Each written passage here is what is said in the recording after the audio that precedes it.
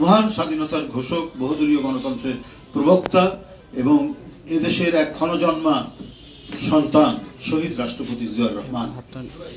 সেই শহীদ রাষ্ট্রপতি জিয়াউর রহমানকে জাতীয় এবং আন্তর্জাতিক নানা চক্রান্ত ষড়যন্ত্রের মধ্যে দিয়ে তাকে হত্যা করা হয়েছিল চট্টগ্রাম সার্কিট হাউসে। বন্ধুরা, কিন্তু আজও এই মহান ব্যক্তিটির কর্ম, রাষ্ট্র পরিচালনা, উন্নয়ন উৎপাদনের তার অসাধারণ দৃষ্টান্ত মানুষ অনুসরণ করে, স্মরণ করে এবং তার সময় মানুষ সব দিক থেকে শান্তি, শৃঙ্খলা এবং সামাজিক যে কোনো উৎপাত থেকে মানুষ নিরাপদ ছিল।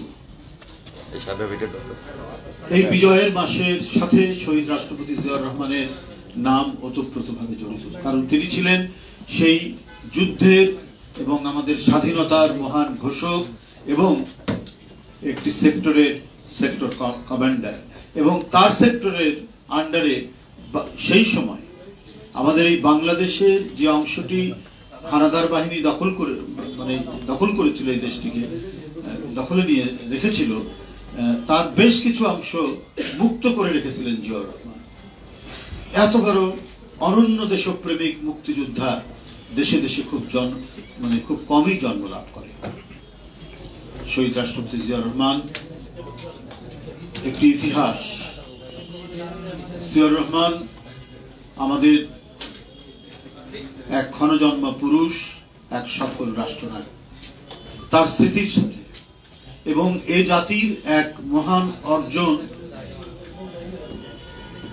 ডিসেম্বর মাস, 9 মাসের এক যুদ্ধ,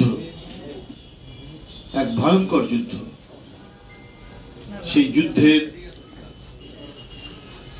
পরাক্রমশালী নেতৃত্ব দিয়েছেন এদেশের সাধারণ মানুষ, মুক্তিযোদ্ধা এবং শহীদ রাষ্ট্রপতি জিয়াউর রহমান সেই রণাঙ্গনের একজন বীর মুক্তিযোদ্ধা হিসেবে, সেক্টর কমান্ডার হিসেবে তার বীরত্ব আমাদের ইতিহাসের একটি উজ্জ্বল অধ্যায়।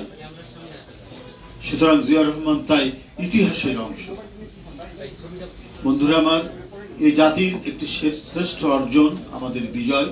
সেই বিজয়ের স্মৃতিকে, সেই বিজয়কে তাৎপর্যমণ্ডিত, মহিমামণ্ডিত করতে সবসময় জাতীয়তাবাদী দল তারা নানা কর্মসূচি নিয়েছিল, নানাভাবে, নানা মাত্রায়।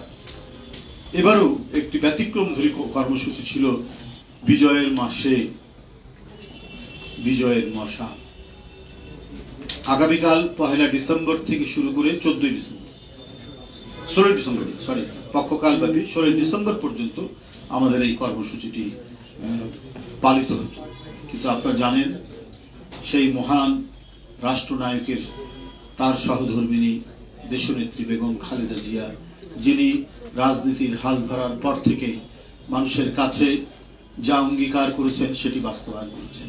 সত্যের প্রতিনিধি, মানুষের কাছে অঙ্গীকার রক্ষার এক প্রতিনিধি, রাজনীতিকে কলুষমুক্ত করার এক অনন্য ব্যক্তিত্ব বেগম খালেদা জিয়া আজ এভার কেয়ার হাসপাতালে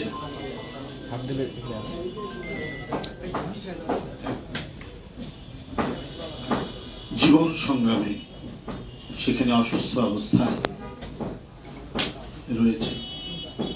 বন্ধুরা আমার, তার এই গুরুতর অসুস্থ অবস্থায় আমরা এই কর্মসূচিটি স্থগিত রাখছি। আমরা সবাই আল্লাহর কাছে দোয়া করছি প্রতিনিয়ত, প্রতি মুহূর্ত। এদেশে শুধু বিএনপির নেতাকর্মীরাই নয়, বিএনপির কোন সংগঠন, অঙ্গ সংগঠন, সহযোগী সংগঠনরাই নয়, এদেশের অন্যান্য রাজনৈতিক দল, সাধারণ মানুষ উদ্বেগ, উৎকণ্ঠায় তারা আল্লাহর কাছে দোয়া করছেন, আল্লাহ যেন দেশনেত্রীকে খুব তাড়াতাড়ি আরোগ্য করেন, সুস্থ করে দেন। তার